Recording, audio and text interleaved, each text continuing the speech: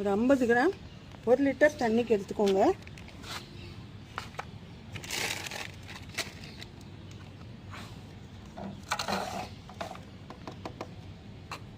இந்த 1 லிட்டர் தண்ணியில்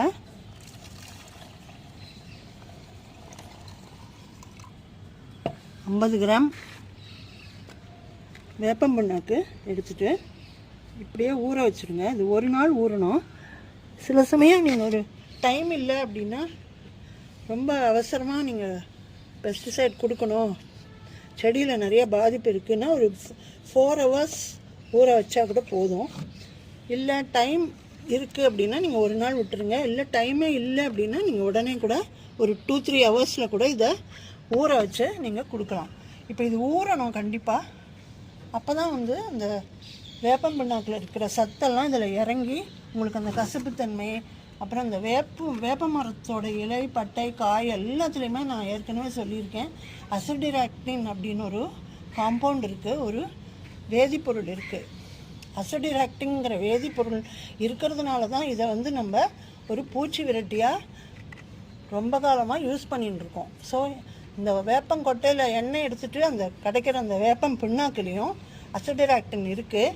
அதுதான் உங்களுக்கு வந்து நமக்கு ஒரு பூச்சி விரட்டியாக நமக்கு பயன்படுறது. ஸோ இது வந்து நான் ஏற்கனவே தயாரித்து வச்சுருக்கிற ஒரு சொல்யூஷன். இது ஒரு நாள் ஆயிடுச்சு. இதை எடுத்து நான் இப்போது வடிகட்டி ஸ்ப்ரே பண்ண போகிறேன். வடிகட்டிக்கலாம். வடிகட்டும் போது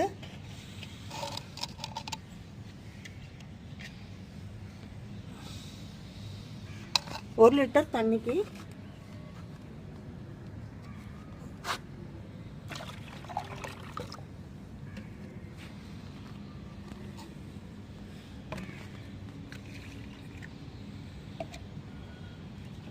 ஒரு 50 ml இதை வந்து கலந்துக்கிறேன். நான் டைல்யூட் பண்ணியே கொடுங்க, அப்போ தான் சேஃபாக இருக்கும்.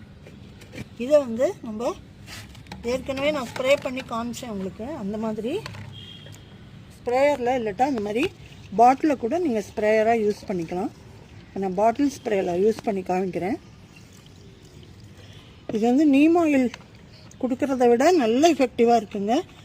இல்லைனாலும் நம்ம ஆர்கானிக்காக பெஸ்டிசைடு அடிக்கிறதுனால நம்ம மாற்றி மாற்றி கொடுக்கணும். ஒரே டைப்பாக நீங்கள் கொடுத்துட்டே இருந்தீங்கனாலும் பூச்சிகளுக்கு இம்யூனிட்டி வரும், செடிக்கும் ரெசிஸ்டன்ஸ் இருக்காது, அப்போ உங்களுக்கு ரொம்ப கேட்காது.